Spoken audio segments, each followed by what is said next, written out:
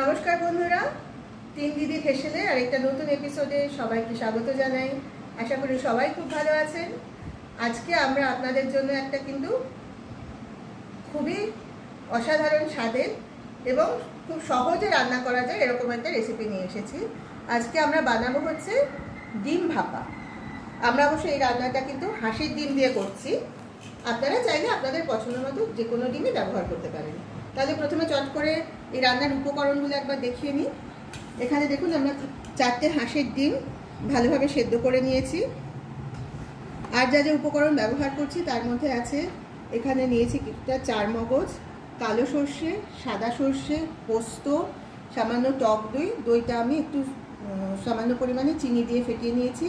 আছে নুন, সামান্য নারকেল, হলুদ গুঁড়ো, কাঁচা লঙ্কা আর অবশ্যই আছে সর্ষের তেল। তাহলে একদম প্রথমে যেটা করব, এই যে ডিমগুলো সেদ্ধ করে নিয়েছি না, এই ডিমের গাটা আমি ছুরি দিয়ে একটু চিড়ে দিচ্ছি। তাহলে কি হবে, নুন, মিষ্টি এবং অন্যান্য মশলার ফ্লেভারটা এবং তার স্বাদ ডিমের ভেতরে ভালোভাবে ঢুকতে পারবে। তাহলে কিন্তু এটা খেতে বেশি ভালো হবে। এবার আমরা এই দেখুন একটা মিক্সির বাটি নিয়ে নিয়েছি। আমরা একটা মশলার পেস্ট তৈরি করে নেব। এখান থেকে নিচ্ছি এই 1 চামচের একটু কম পরিমাণ সাদা সর্ষে, নিয়ে নিচ্ছি সম পরিমাণ কালো সর্ষে,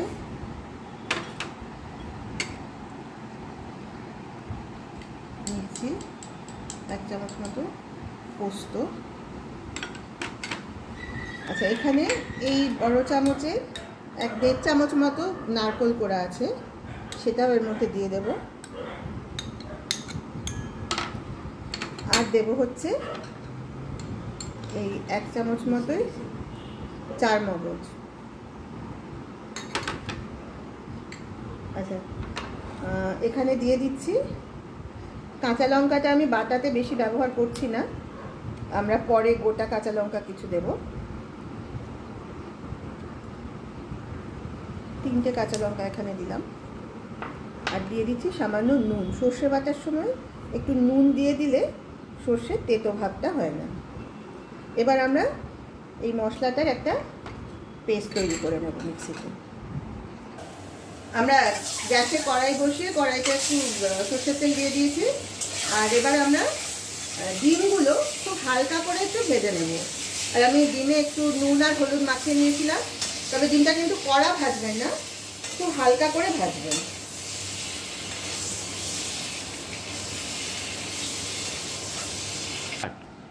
আচ্ছা, আমরা ডিমগুলো হালকা করে ভেজে নিয়ে চলে এসেছি। এবার আমরা একটা স্টিলের টিফিন বক্স নিয়ে নিয়েছি। তার মধ্যে আমরা প্রথমে দিয়ে দিচ্ছি পেটে রাখা মশলাটা, যেটার মধ্যে আছে 2 রকম সর্ষে, সাদা আর কালো, পোস্ত, নারকেল আর চারমগজ।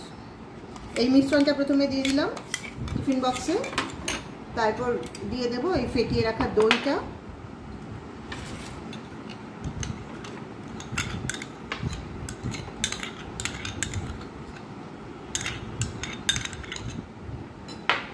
একটু হলুদ দেব। আচ্ছা, দিচ্ছি সামান্য নুন। বাটার মধ্যে একটু নুন দেওয়া আছে, সেই বুঝেই নুনটা দিলাম। এবার একটু হলুদ দিচ্ছি। সবটা ভালোভাবে মিশিয়ে নেব।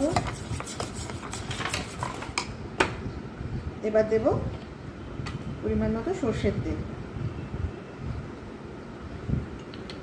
এই বড় চামচে 2 চামচ মতো তেল এখানে দেওয়া হয়েছে। এবার খুব ভালোভাবে মিশিয়ে দিতে হবে, তেলটা যাতে সব মশলার সাথে মিশে যায়।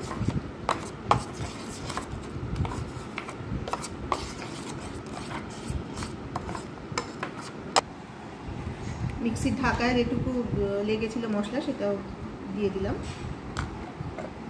মিশিয়ে নেব সব কিছুর সাথে। তারপরে দিয়ে দেবো ডিমগুলো।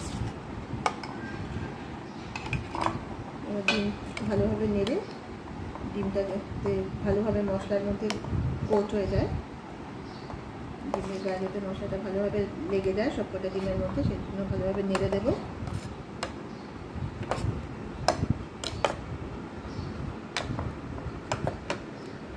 এবার দিয়ে দিচ্ছি কিছু কাঁচা লঙ্কা, উপর দিয়ে সাজিয়ে সাজিয়ে দিয়ে দিলাম। এবার টিফিন বক্সের ঢাকাটা বন্ধ করে দেবো। আবার চলে এসেছি রান্নাঘরে। গ্যাস জেলে একটা বড় কড়াইতে কিছুটা জল দিয়ে দিয়েছি, তার উপর একটা গোল স্ট্যান্ড বসিয়ে দিয়েছি, তার উপরে এবার এই ঢাকা টিফিন বক্সটা বসিয়ে দিলাম। এবার কড়াইটা ঢাকা দিয়ে এই 15 মিনিট মতো রাখবো, তাহলে কিন্তু রেডি হয়ে যাবে আমাদের ডিম ভাপা। এর মধ্যে 15 মিনিট সময় পেরিয়ে গেছে। আমরা গ্যাসটা বন্ধ করে টিফিন বক্সটা তুলে নিয়ে চলে এসেছি। এই যে দেখুন, একদম রেডি হয়ে গেছে আমাদের আজকের রেসিপি, দারুণ স্বাদের ডিম ভাপা। এবার গরম গরম ভাতের সঙ্গে এই পদটা খেতে কিন্তু অসাধারণ লাগবে। আপনাদের সবাইকে বলছি, আপনারা প্লিজ অন্তত একবার এইভাবে বাড়িতে বানিয়ে খেয়ে দেখবেন, নিশ্চয়ই আপনাদের সকলেরই পছন্দ হবে। আর ভিডিওটা কেমন লাগলো সেটা প্লিজ আমাকে কমেন্ট করে জানাবেন। আর যদি ভালো লেগে থাকে তাহলে প্লিজ একটা লাইক দেবেন আর শেয়ার করবেন আপনাদের পরিচিত সকলের সঙ্গে।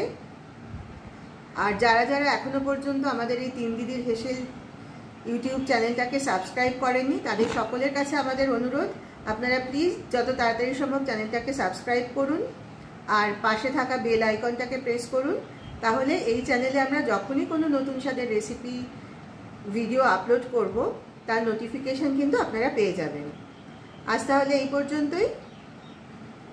আবার কাল আপনাদের সঙ্গে দেখা হবে একটা নতুন স্বাদের রেসিপির ভিডিও নিয়ে। তাহলে সবাই ভালো থাকবেন। নমস্কার।